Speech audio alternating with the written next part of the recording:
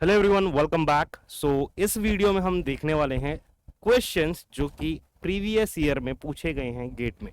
ठीक है, तो कॉम्बिनेट्रिक्स में जितना भी हमने अभी तक पढ़ा है उन्हीं के बेसिस पे हम क्वेश्चंस देखेंगे कि कैसे कैसे क्वेश्चंस पूछे जाते हैं। ठीक है, कुछ हम टॉपिक में ऑलरेडी देख चुके हैं, कुछ ऐसे पीवाई के जो हम ऑलरेडी कर चुके हैं, बट कुछ कुछ एक्स्ट्रा हैं, कुछ अलग हैं। ठीक है, कुछ एकदम बार बार रिपीट हो रहे थे, तो उन सभी को मैं लेकर के आया हूं। इस वीडियो में हम देखेंगे, तो दो पार्ट्स में हम कवर करेंगे हमारे प्रीवियस ईयर क्वेश्चन। ठीक है, इस सेशन में और इससे नेक्स्ट सेशन में। तो आई होप आप सभी के जितने भी डाउट्स थे रिगार्डिंग कॉम्बिनेट्रिक्स, जितना मैंने पढ़ाया अभी तक, सारे क्लियर होंगे। ठीक है, उसके अंदर कोई भी इश्यू नहीं होगा।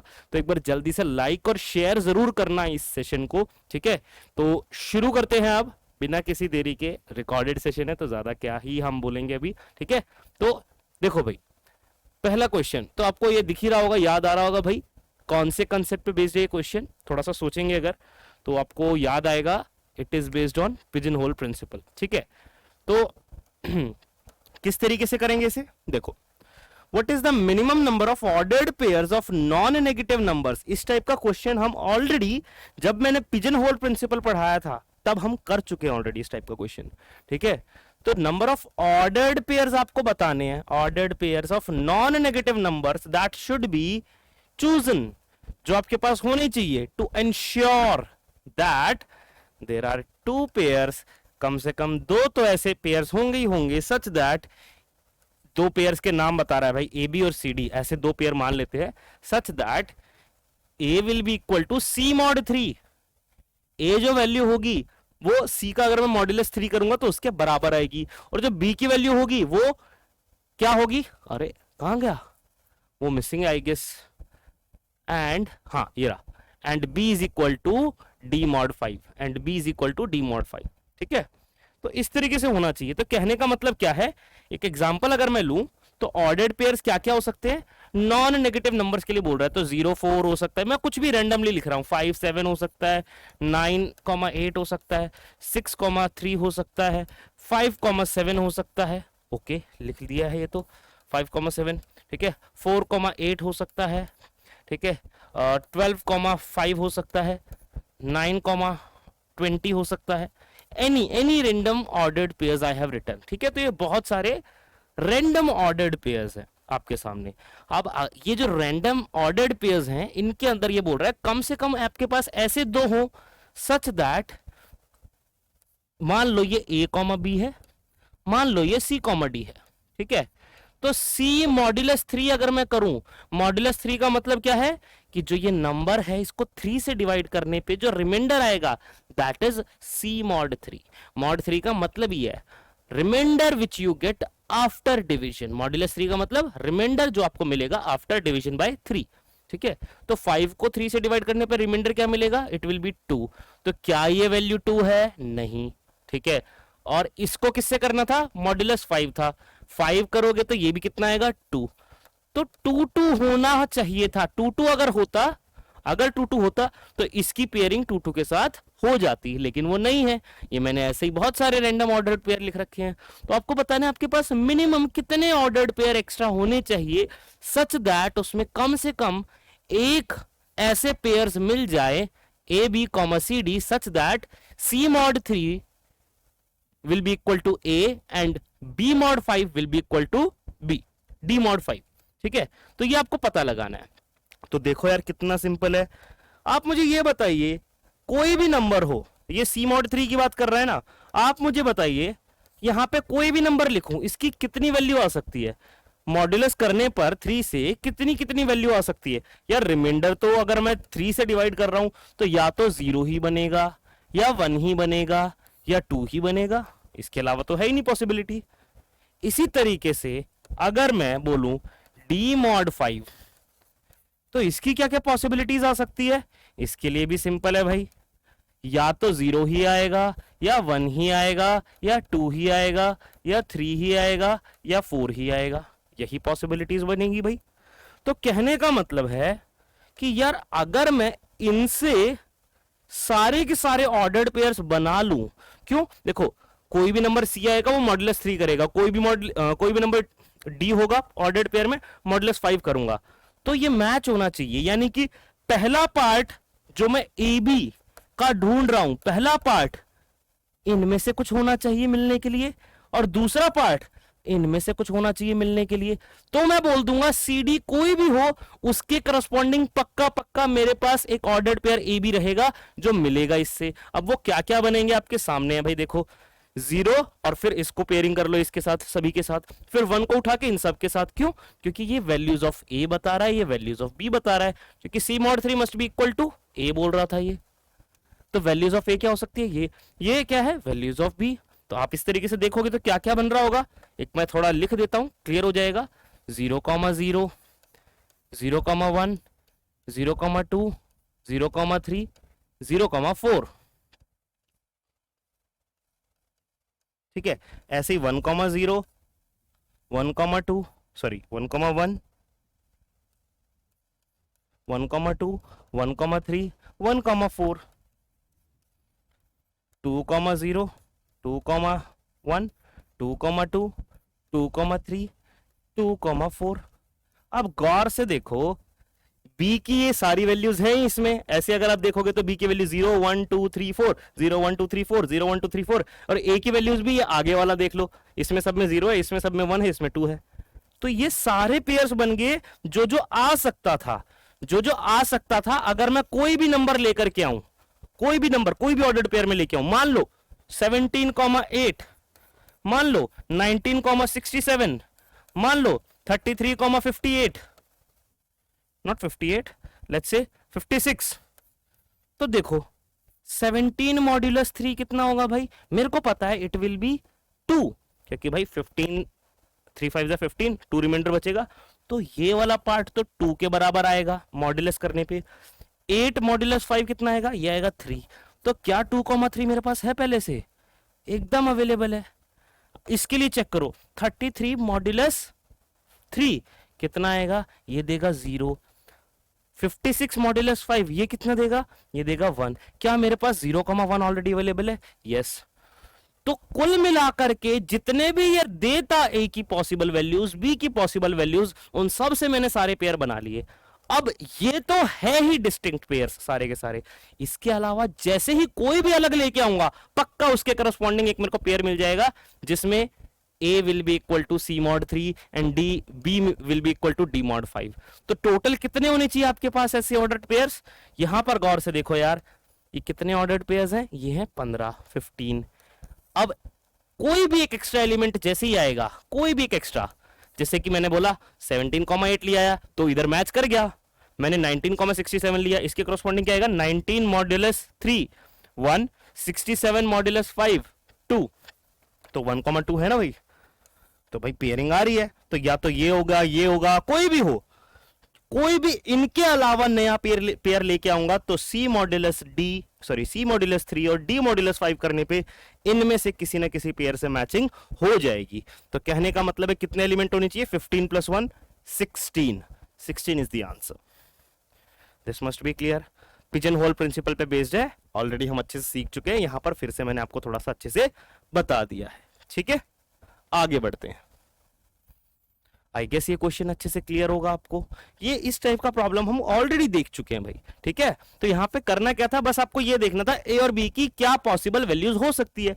ए कैसे बोल रहा है कि C मॉड्यूलस 3 से होना चाहिए, मॉड्यूलस 3 हमेशा रिमाइंडर या तो 0 होगा या 1 या 2, तो मेरे पास पॉसिबल वैल्यूज ए की पता है, बी की पॉसिबल वैल्यूज भी पता है, 0 से 4 तक होगा, क्योंकि मॉड्यूलस 5 जब करूंगा तो रिमाइंडर या तो 0 या 1 या 2 या 3 या 4 ही आएगा।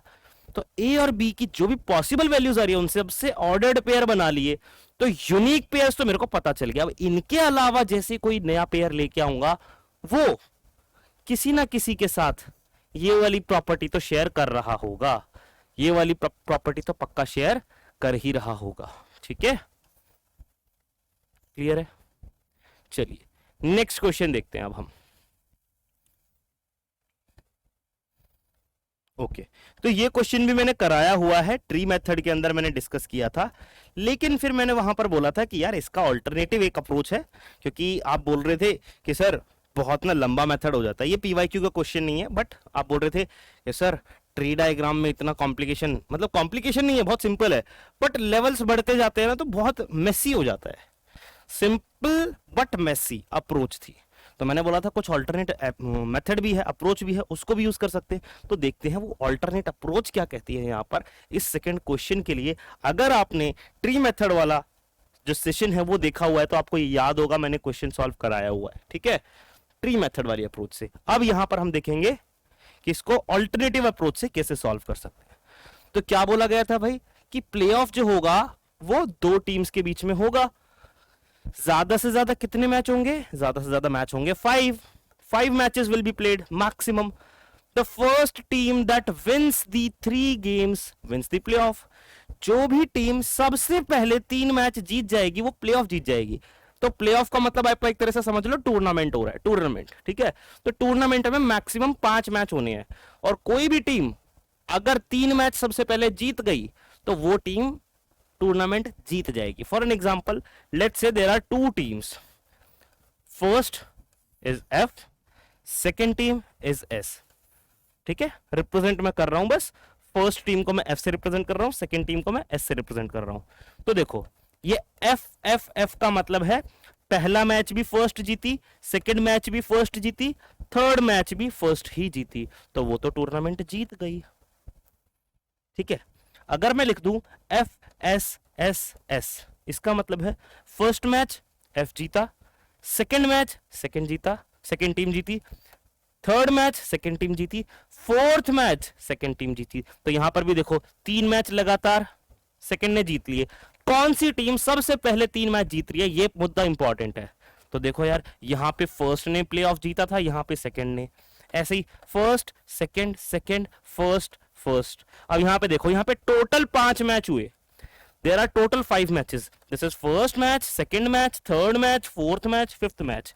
फर्स्ट मैच फर्स्ट ने जीता, सेकेंड मैच सेकेंड ने, थर्ड मैच सेकेंड टीम ने, फोर्थ मैच फर्स्ट टीम ने। तो यहां पर टाई चल रहा था, जैसे ही फिफ्थ मैच हुआ फर्स्ट जीत गया, तो ये प्लेऑफ टूर्नामेंट कौन जीता? फर्स्ट।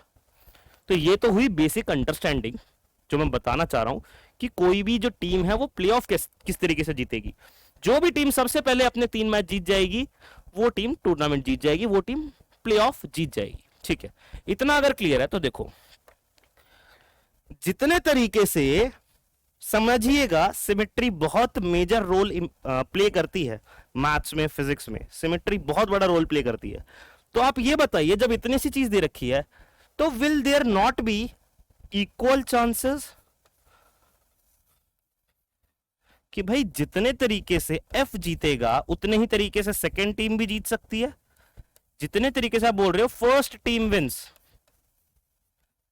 उतने ही तरीके से सेकेंड टीम भी जीत सकती है, सेकेंड टीम भी उतने तरीके से जीत सकती है। यस और नो? इक्वल चांस होंगे। एक एग्जांपल दिखाता हूं। आप बोल रहे हो कि लगातार 3 मैच अगर फर्स्ट जीत जाती तो बिल्कुल सही, तो फर्स्ट मैच सॉरी फर्स्ट जो टीम थी वो प्लेऑफ जीत जाती, लेकिन ऐसे तो सेकंड भी जीत सकती थी ना। मान लो ये वाली चीज फर्स्ट सेकंड फर्स्ट फर्स्ट, इस तरीके से फर्स्ट टीम ने प्लेऑफ जीता, तो ऐसे तो ऐसे तो सेकंड टीम भी जीत सकती थी ना। अगर मैं सीधा जो हमारे लेटर्स हैं उनको फ्लिप कर दूं, फर्स्ट की जगह सेकंड, सेकंड की जगह फर्स्ट कर दूं, तो जितने तरीके से फर्स्ट जीत रही है उतने ही तरीके से सेकंड टीम भी जीत सकती है। मैं क्या बोल रहा हूं, मैं आपको कोई भी सीक्वेंस दे रहा हूं कि सीक्वेंस ऑफ मैचेस हुए और उसमें जो भी टीम जीत रही है उसी के अंदर अगर मैं एफ को एस से रिप्लेस कर दूं और एस को एफ से, तो जो पहले टीम जीत रही थी उसके बजाय दूसरी टीम जीत रही होगी। That means there are equal chances कि भाई जितने तरीके से एफ जीत सकता है उतने तरीके से एस भी जीत सकता है। तो मैं सिंपली क्या करूंगा यहां पर, मैं सिंपली इतना करूंगा, I will find out number of veg F can win the play of, F can win the play of, और लास्ट में जितने तरीके से ये जीतेगा उसको मैं लास्ट में 2 से मल्टीप्लाई कर दूंगा, what ever let it be x, तो मैं x को मल्टीप्लाई कर दूंगा 2 से, that will be my final answer. क्योंकि जितने तरीके से f जीत सकता होगा उनमें सभी में मैं f की जगह s, s की जगह f कर दूंगा, तो सेकंड भी जीत रही होगी, तो एकदम same number of veg s के लिए भी आएंगे, तो टोटल ट्वाइस हो जाएगा और पता चल जाएगा कितने तरीके से कोई भी टीम, कोई भी, क्योंकि मुझे ये नहीं जानना कि फर्स्ट ही जीतेगी या सेकेंड ही जीतेगी, मुझे जानना है कोई भी जीते बट कितने तरीके से जीत सकते हैं। तो दोनों के बराबर बराबर है, तो एक का x, तो दोनों का कुल मिलाकर के 2x हो जाएगा। ओके, तो चलिए एक्स ही पता लगाते हैं कि ये एफ कितने तरीके से जीत सकता है। देखो यार, कितने क्या हमारे पास पैरामीटर दे रखे हैं कि कम से कम 3 मैच होंगे,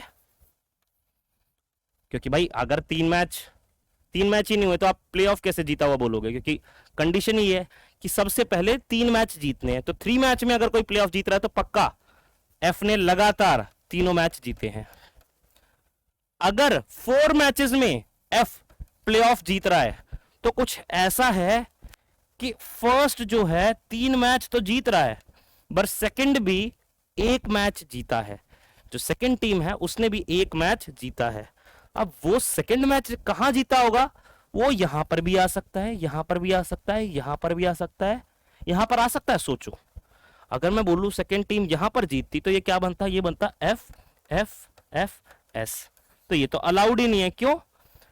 ऑलरेडी 3 मैच एफ ने जीत लिए तो प्लेऑफ तो हो गया, फिर एस की बारी ही नहीं आएगी, क्योंकि जो भी टीम सबसे पहले 3 मैच जीत जाएगी वो प्लेऑफ जीत जाएगी। तो सेकंड के लिए यहां पर पोजीशन नहीं हो सकती। This is not allowed. That means ध्यान से समझिएगा कि ऐसा अलाउड है, दिस इज अलाउड।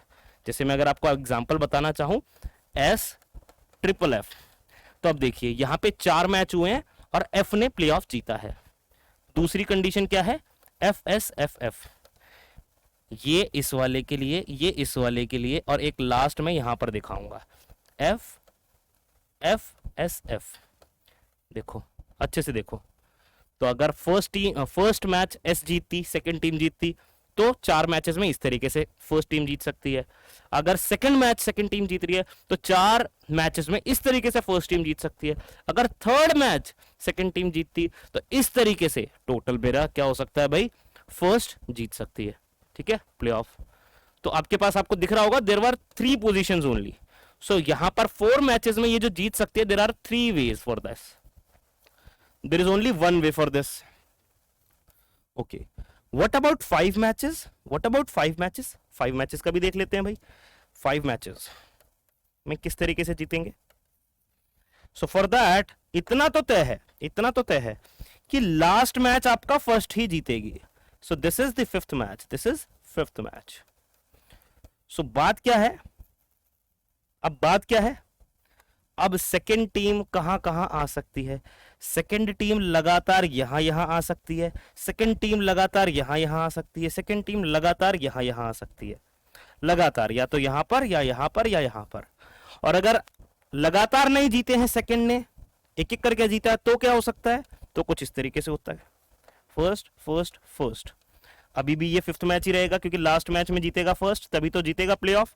तो अब क्या पॉसिबिलिटीज है? 1 2 3। इन तीन में से किसी 2 जगह पर ऐसा आ जाएगा, चाहे वो इन 2 पे आए, चाहे वो इन 2 पे आए, या फिर चाहे वो इन 2 पे आए। सिंपल, ठीक है। और यहां पर क्या था, इसके लिए कितने तरीके थे? 3 तरीके, कि या तो 2 मैच सेकंड टीम यहीं पे जीत रही है, या यहीं पे जीत रही है, या यहीं पे जीत रही है, मतलब एक साथ जीत रही है।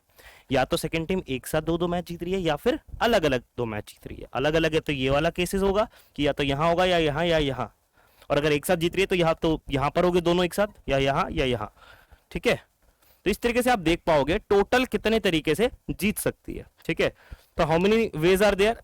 इसके लिए 3 इज 3 ओनली, ये 3 है, 3 + 3 6। तो 5 मैचेस में there are 6 ways with which first team can win. Okay, 4 matches में there are 3 ways in which first team can win. 3 match में there is only 1 way in which first team can win. तो total कितने तरीके हो गए इसके लिए? 1 + 3 4, 4 + 6 10। So there are 10 ways F can win the playoff.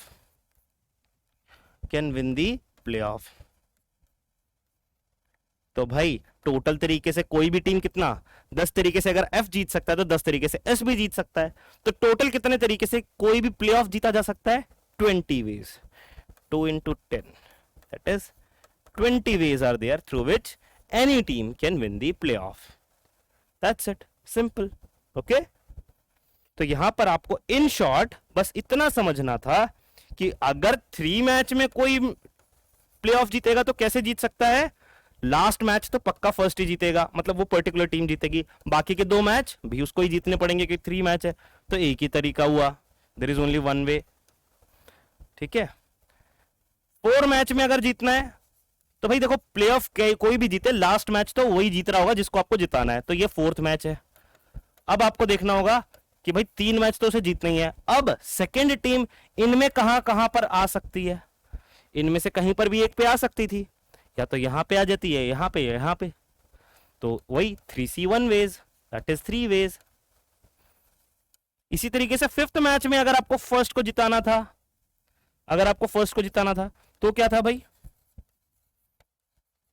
फिर से एफ, ये 5th मैच तो जीतेगा ही जीतेगा, बाकी 2 मैच और जीतेगा, और उससे पहले सेकंड टीम 2 बार जीतेगी, तो या तो ये हो सकता है कि वो 2 मैच एक साथ जीत रही हो,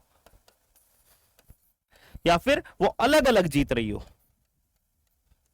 अलग अलग, तो यानी कि यहां पर 3C2 इनमें से कहीं भी एक, और यहां पर इन तीनों में से किसी एक जगह पे दोनों एक साथ जीत रही हो। This is also 3, this is also 3, overall 6 ways. तो टोटल कितने तरीके से फर्स्ट टीम जीत रही थी, 10 वेज। इतने तरीके से अगर फर्स्ट जीत सकती है तो उतने ही सेम तरीके से एस भी जीत सकती है, बस एफ की जगह एस कर दो, एस की जगह एफ कर दो। तो टोटल कितने तरीके से कोई भी प्लेऑफ जीता जा सकता है, 20 ways. Clear, answer must be clear, 20 ways. Okay, मजा आया, समझ में आया? ठीक है, ऑल्टरनेट अप्रोच है। ठीक है, बस थोड़ा सा लॉजिकल ज्यादा होना पड़ता है जब भी आप ऑल्टरनेट अप्रोच इस तरीके से सोचने लगते हैं, देखने लगते हैं। ठीक है, चलिए तो बढ़ते हैं आगे नेक्स्ट क्वेश्चन की तरफ।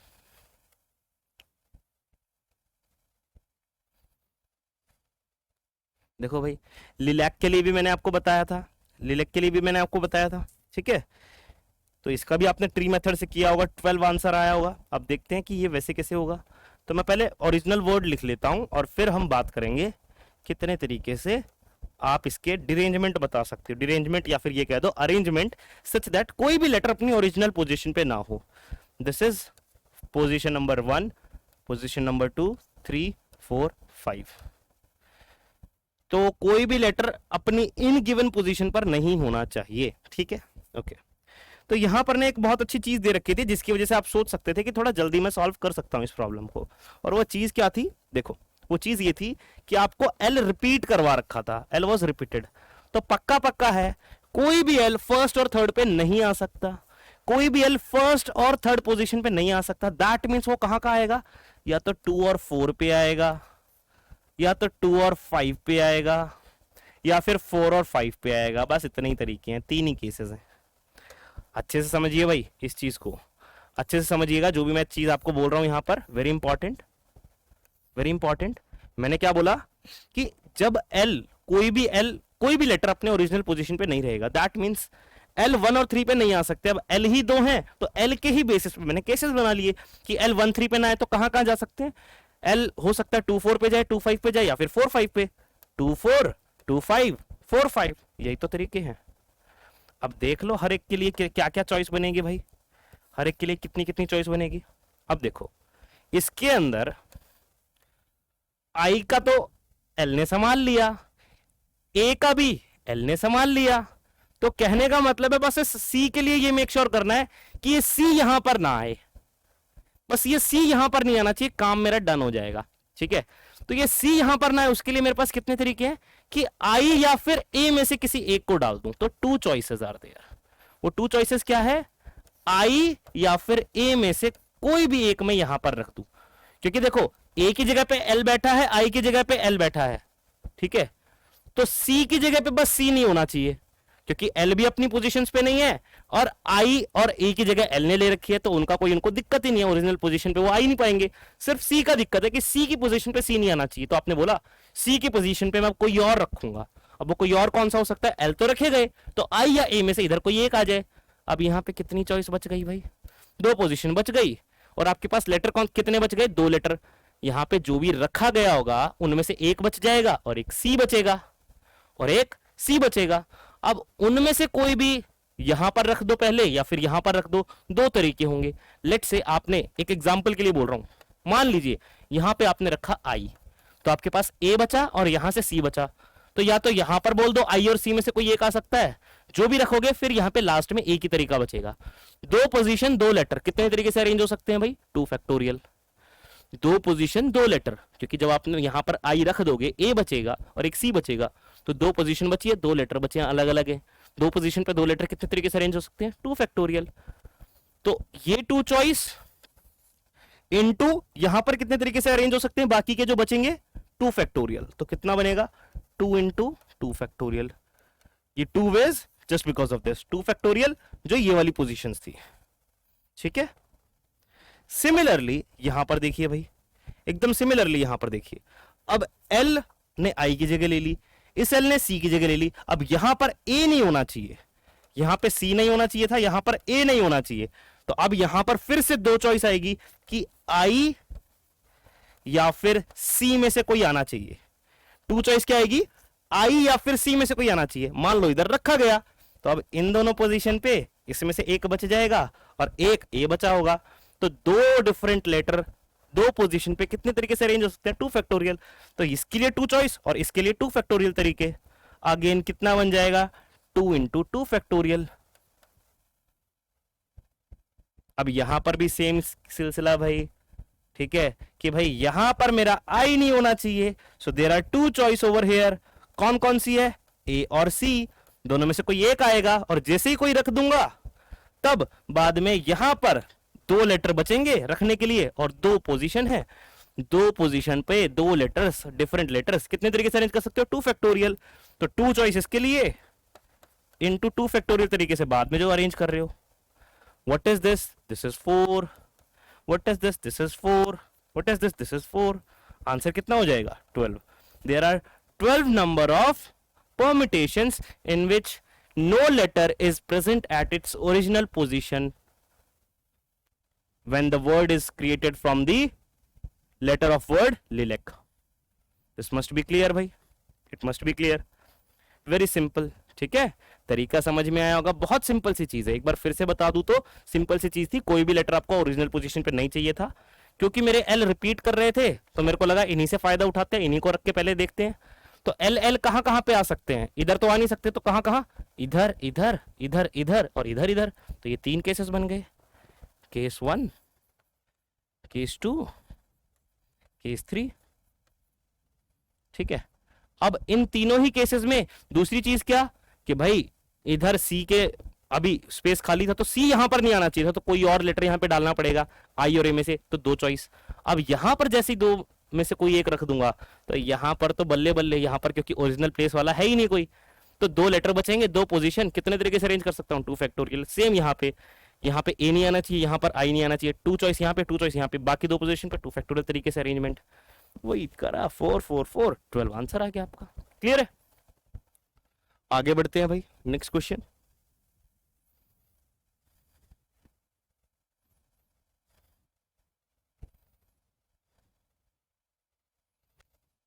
ओके, ये आपने प्रॉब्लम देखा हुआ है, बहुत ही सिंपल है भाई। इस टाइप की चीज मैंने आपको ऑलरेडी बता रखी है किस तरीके से करते हैं। क्या है, बाइनरी स्ट्रिंग पूछ रहा है कितनी बनेंगी जिनके अंदर n जीरोस हो और k वंस हो, such that no 2 ones are adjacent. कोई भी 2 1 एक साथ नहीं होने चाहिए, कोई भी 2 1 एक साथ नहीं होने चाहिए। तो वो लड़का लड़की वाला एग्जांपल याद होगा, चिल्ड्रंस और अडल्ट्स वाला क्वेश्चन याद होगा आपको। ठीक है, तो ये एकदम उसी तरीके से है। तो क्या करते हैं, ऐसे में हम सबसे पहले नो टू वंस की बात कर रहे हैं ना, जीरोस को पहले बिठा देते हैं। तो जीरोस की कितनी पोजीशन है, n पोजीशन है। ठीक है, तो मान लो मैंने ऐसे ऐसे रख दिए, ऐसे ऐसे n रख दिए जीरोस। ठीक है, तो एक चीज दिखाता हूं मैं आपको। मान लो आपके जो जीरोस थे दोज वर 6, मान लीजिए 6 जीरोस थे आपके पास। तो अगर आपको alternate, sorry not alternate, adjacent one से बचाना है कि कोई भी वन एडजेसेंट नहीं होने चाहिए, तो आप क्या बोलोगे कि या तो यहां या यहां पर या यहां पर या यहां पर या यहां पर या यहां पर या यहां पर आना चाहिए। तो बेसिकली जितने भी जीरोस हैं उससे एक ज्यादा पोजीशन बचेगी जहां पर आप वंस को रख सकते हो, such that no 2 ones will be adjacent. याद कीजिए जरा, जीरोस को पहले रख दो, फिर उनके लाइक अगल बगल देख लो टोटल कितनी पोजीशन बनेगी। तो ऐसे अगर आप देखोगे, अगर n है, जैसे देखो यहां पे 6 जीरोस हैं, तो टोटल पोजीशन फॉर वन कितनी आ रही है? फॉर वन कितनी आ रही है भाई? You can see over here, this is 7 position आ रही है आपके सामने। देखो 1 2 3 4 5 6 7, ठीक है। तो ऐसे ही अगर n जीरोस होंगे तो there are n+1 positions for one.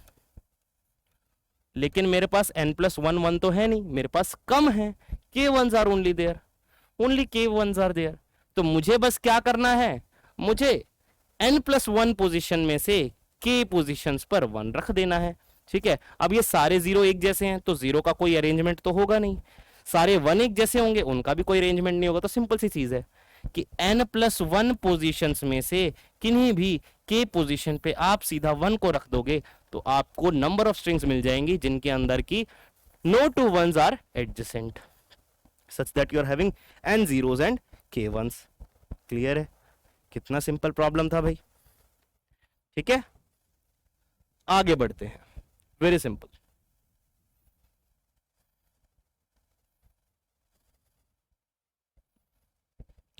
अब ये तो एकदम बच्चों वाला क्वेश्चन है भाई, पागल बना रहा है आपको कि कैसे क्या है यहां पर।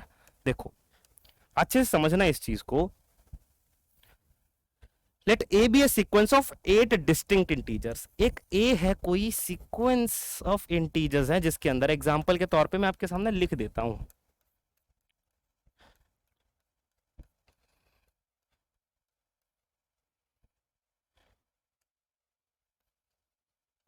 Eight distinct integers sorted in ascending order, ठीक है। How many distinct pair of sequences B and C are there? B and C कितने ऐसे सीक्वेंस होंगे B और C such that B भी sorted हो C भी sorted हो, sorted in ascending, और एग्जैक्टली ये भी क्या हो, sorted हो, ये भी सॉर्टेड होगा, ठीक है। B हैज 5 एलिमेंट्स, इसके अंदर 5 एलिमेंट्स होने चाहिए आपके पास, इसके अंदर 3 एलिमेंट्स होने चाहिए, और इनको मर्ज करने से B और C को आपको A मिलना चाहिए। तो कहने का मतलब क्या हुआ भाई, ध्यान दो यार, ध्यान दो, बहुत इंपॉर्टेंट है। इसके अंदर 5 एलिमेंट, इसके अंदर 3 एलिमेंट, और मर्ज करके A बनना चाहिए। तो क्या सोचते हो, कोई एलिमेंट कॉमन होगा इनमें? अगर कोई एलिमेंट कॉमन होगा तो मर्ज करने के बाद ए नहीं बनेगा, ए से कम नंबर्स बनेंगे, क्योंकि कॉमन जो होगा ना वो इधर भी एक बार एक्स्ट्रा काउंट होगा, इधर भी, तो 8 से कम आएगा। तो कहने का मतलब है यहां पर डिफरेंट होंगे वो एलिमेंट्स, यहां पर वो एलिमेंट्स डिफरेंट होंगे 3, और क्योंकि सॉर्टेड ऑर्डर में बोल रहा है तो इनका अरेंजमेंट भी फिक्स है कि इनमें से कोई भी आप 5 एलिमेंट उठा लो, वो इसमें डाल दो, उनको अरेंज कर दो सॉर्टेड ऑर्डर में, खत्म बात। बाकी के जो बच गए वो यहां पे चले जाएंगे सॉर्टेड ऑर्डर में। तो आपको बताना है टोटल बी और सी कितने एग्जिस्ट कर सकते हैं, टोटल बी और सी कितने एग्जिस्ट कर सकते हैं, और बी एंड सी का तो ऑर्डर भी फिक्स है, तो ज्यादा आपको सोचना भी नहीं है कि बी के अंदर मान लो एक चीज बता रहा हूं मैं कि मान लो 2 5 11 15 और 20 हुआ, तो आपको तो ये भी नहीं सोचना कि इनका अरेंजमेंट करना है, क्यों, सॉर्टेड ऑर्डर में होगा भाई। तो जितने भी आप एलिमेंट बोलोगे उनके करस्पॉन्डिंग सिर्फ एक ही ऑर्डर बनता होगा, वो होगा सॉर्टेड ऑर्डर, उनको एक इंक्रीजिंग ऑर्डर में लगा दो। तो कुछ सोचना पड़ रहा है, कुछ क्या कोई डिफिकल्टी है? बस आपको ये बताना है कि बी और सी कितने तरीके से बन सकते हैं, सिंपल सी चीज है। इन 8 में से कोई भी 5 इसको दे दो, जितने तरीके से दे दोगे उतने ही आपके बी और सी बन जाएंगे, क्योंकि जब आप इनमें से कोई भी 5 इधर दोगे तो बाकी बचे हुए 3 इधर चले जाएंगे, या फिर इन 8 में से कोई भी 3 इधर दे दोगे तो बाकी बचे हुए 5 यहां चले जाएंगे। तो अपने आप ही उनको वो ऑर्डर उनका, क्योंकि सॉर्टेड ऑर्डर में होना चाहिए तो एक ही अरेंजमेंट पॉसिबल है। दूसरी चीज, उनको मर्ज करेंगे तो पक्का ए बन ही जाएगा, कोई दिक्कत वाली बात नहीं है। तो कहने का मतलब है कितना होगा भाई इसका आंसर, या तो आप ये बोल दो 8C3, इतने तरीके से सी बना दोगे, बाकी बचे हुए इसमें चले जाएंगे अपने आप ही, या फिर आप बोल दो 8C5, इसमें से 5 उठाओ बी में डाल दो, बाकी बचे हुए सी में चले जाएंगे। दोनों एक ही हैं गौर से देखोगे तो। So answer is what, 8C3 is 8 into 7 into 6 divide by 6, that is 6 से 6 कटेगा 56 इज द आंसर। सिंपल है भाई, कितना क्लियर है, सभी को क्लियर है? सभी को ठीक है?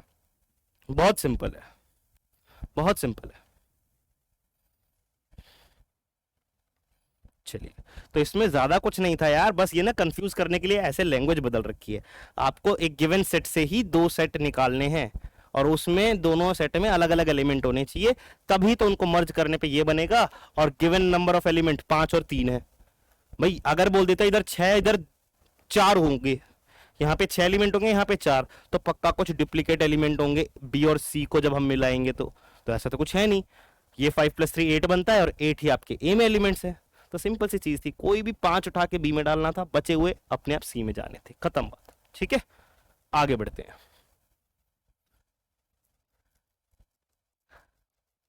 ओके,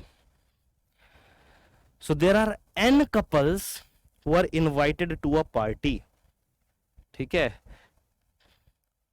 बाकी सब चीजें भूल जाइए, इतना याद रखिए, n couples are invited to the party, इतना याद रखिए। और इतना सोचिए, the number of different gatherings possible at the party, बस इतना पहले सोचते हैं, सिर्फ इतना। ठीक है, यहां से यहां तक और यहां से यहां तक पहले सोचते हैं कि अगर n कपल्स को बुलाया जाए तो कितनी डिफरेंट गैदरिंग बन सकती है, वो देखेंगे। उसके बाद देखेंगे बाकी का कंडीशन का। तो कोई भी कपल किस तरीके से पार्टी के बारे में सोच सकता है, किस तरीके से पार्टी के बारे में सोच सकता है। So let's say for any couple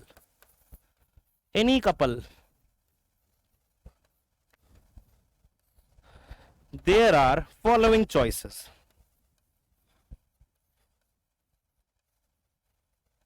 following choices, what are these choices?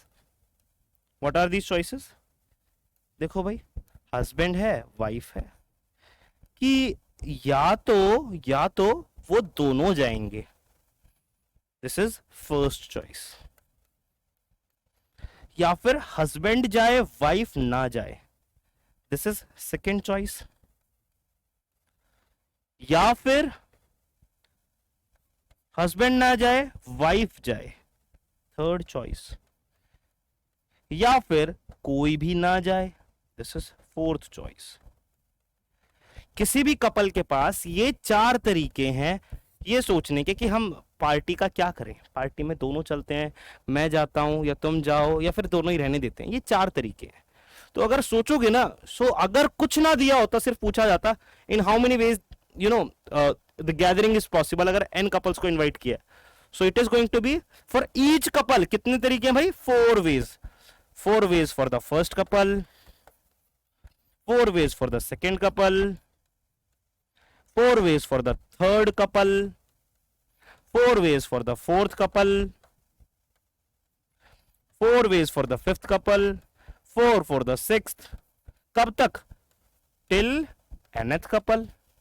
तो क्या हो जाता, हर एक के लिए कंसीडर करना पड़ता, क्या आता, 4 की पावर n आता, 4 की पावर n आता, अगर कोई भी कंडीशन ना दी होती, 4 की पावर n आंसर आपका आता। लेकिन अब यहां पर क्या बोला है भाई, अब कंडीशन को ध्यान से पढ़ना, यहां पे बोला है condition that every husband should be accompanied by his wife, कि हर हस्बैंड के साथ वाइफ का होना जरूरी है। दैट मीन्स हस्बैंड अकेला नहीं हो सकता, हस्बैंड अकेला प्रेजेंट नहीं हो सकता पार्टी में। सो देखो यार, ये वाला केस पॉसिबल नहीं है, ये वाला केस पॉसिबल नहीं है, ये सेकंड केस पॉसिबल नहीं है कि हस्बैंड अकेला चला जाए वाइफ ना जाए, because every husband must be accompanied by his wife. ये पॉसिबल है दोनों चले जाए, अकेली वाइफ भी चली जाए पॉसिबल है, दोनों ना जाए पॉसिबल है, बट हस्बैंड अकेला नहीं जाना चाहिए। That means second case is not allowed. That means now how many choices are there for the couple, अब कितनी चॉइसेस है कपल्स के पास, now there are only 3 choices, या तो ये वाला होगा या ये वाला होगा या ये, only 3 choices for each couple. 3 into 3 into 3 into 3, how many times, n times, that is 3 to the power n। simply done, okay, so that's the answer, 3 to the power n। is it clear everyone? ठीक है, मानता हूं recording है जो आप देख रहे हो अभी, but I guess I have made sure कि एक एक चीज स्टेप बाय स्टेप धीरे धीरे मैं बताऊं और चीजों को वेल एक्सप्लेन करता रहूं, ताकि कहीं पे आपको डाउट ना रहे। फिर भी अगर डाउट रह जाता है तो आप जरूर कमेंट में लिख देना इस वीडियो के बाद, ठीक है? कमेंट में लिख देना, will take up the questions, ठीक है? जब भी मैं लौट करके आता हूं ब्रेक से, ठीक है, then will consider all these problems, ठीक है, जो भी आपकी प्रॉब्लम रहेंगी। तो आई गेस आपको मजा आ रहा होगा, समझ में आ रही होंगी चीजें। तो 3 to the power n is your answer for this particular question. आगे बढ़ते हैं भाई, देखते हैं नेक्स्ट क्वेश्चन।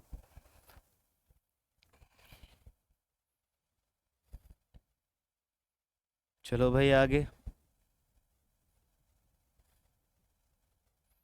देखो यार, डिस्ट्रीब्यूशन का आपका प्रॉब्लम है ये। There are two girls who have picked 10 roses. There are 10 roses. Are these identical? Yes. सारे के सारे रोजेज एक जैसे होंगे भाई। देखो सारे रोज है, भले ही छोटा बड़ा हो, लेकिन मतलब सिर्फ रोजेज की बात हुई है तो मैं ये बोलूंगा कि एक जैसे हैं, ठीक है? ऐसे अगर मैं बोल देता गुलाब जामुन तो आप बोलते सर कोई ज्यादा लाल गुलाब जामुन है, कोई थोड़ा कम है, कोई किसी का साइज बड़ा है, किसी का छोटा है। नहीं, ऐसे नहीं। रोजेज बोला तो रोजेज, गुलाब जामुन बोला तो गुलाब जामुन, आइडेंटिकल, ठीक है? 15 सनफ्लावर्स, 14 डेफोडिल्स। ओके, तो ये भी आइडेंटिकल और ये भी identical. And there are two girls. How many girls are there? Two girls, G1 and G2। तो आपको क्या करना है? What is the number of ways they can divide the flowers among themself? कितने तरीके से वो इन फ्लावर्स को आपस में डिवाइड कर सकती हैं। अब देखो, अगर आप इसको ओवरऑल सोचोगे ना कि यार ये इधर कैसे जाएंगे, ये इधर कैसे जाएंगे, ये इधर कैसे जाएंगे, थोड़ा कंफ्यूजिंग हो जाएगा, थोड़ा कंफ्यूजिंग हो जाएगा, ठीक है? इनको मिला करके कलेक्टिवली अगर आप देखोगे, लेकिन इसको इस तरीके से सोचो कि पहले आप इनको डिवाइड कर दो इनमें, फिर आप इनको डिवाइड कर दो इनमें, फिर आप डेफोडिल्स को डिवाइड कर दो टू गर्ल्स में, हो जाएगा। तो जरा बताइए कितने तरीके से आप 10 आइडेंटिकल चीजों को, 10 आइडेंटिकल रोजेस को दो लड़कियों में बांट सकते हो? How many ways are there? Very simple, 10 + 2 - 1 C2 - 1, n + r - 1 CR - 1 वाला फॉर्मूला भाई, डिस्ट्रीब्यूशन का सेकेंड केस। रिमेंबर, 15 आइडेंटिकल चीजों को दो लड़कियों में बांटना है, दो लोगों में बांटना है। ये डिस्टिंक्ट है, ये आइडेंटिकल है, लड़की अलग अलग है भाई।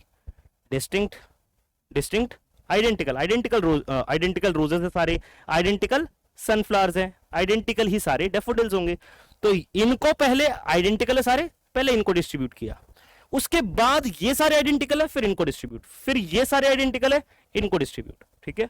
तो इसके लिए कितना आएगा? 15 + 2 - 1 C2 - 1। क्लियर है? अब इसका देखो यार, इसका कितना होगा? इसका भी बहुत सिंपल है, 14 + 2 - 1 C2 - 1। ये क्या आएगा? इसके लिए कितना आएगा? ये आएगा 11 C1। अब ये भी डिस्ट्रीब्यूट करने ही थे, ये भी डिस्ट्रीब्यूट करना था, तो मल्टीप्लीकेशन, ये कितना आएगा?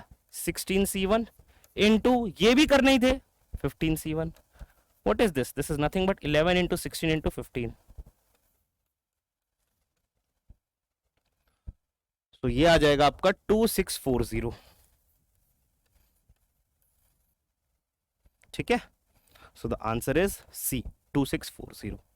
दिस मस्ट बी क्लियर, ठीक है? एकदम सिंपल सा प्रॉब्लम था, बेसिक सा प्रॉब्लम था, हो जाता है, ठीक है? चलिए आगे बढ़ते हैं नेक्स्ट प्रॉब्लम की तरफ।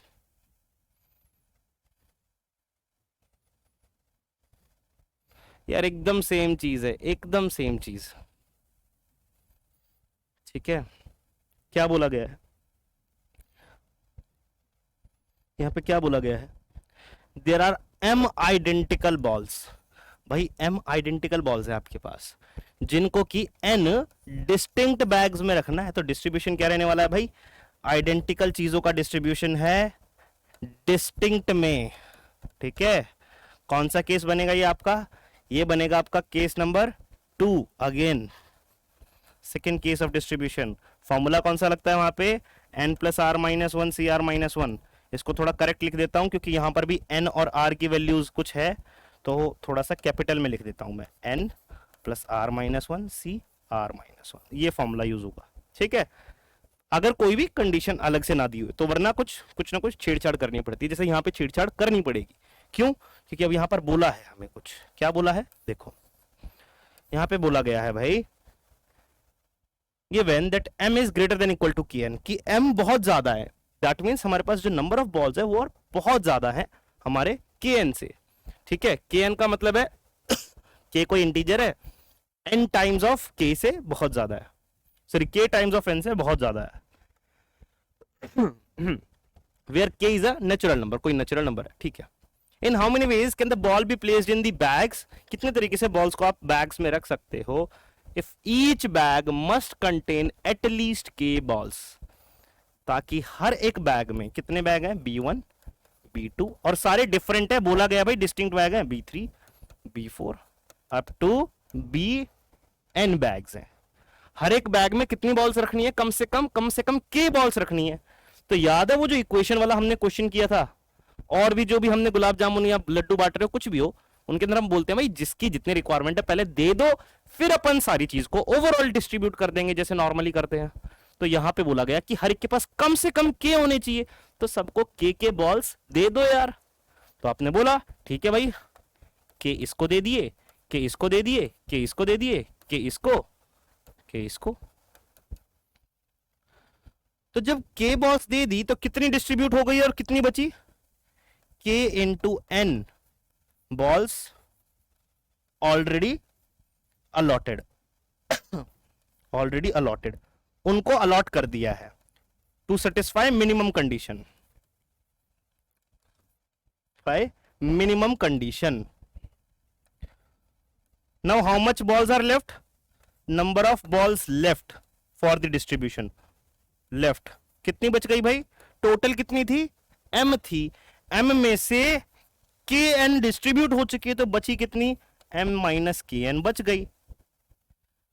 तो भाई अब देखो आपको बॉल्स कितनी है आपके पास, m माइनस kn, आपके पास बैग्स कितने हैं, n,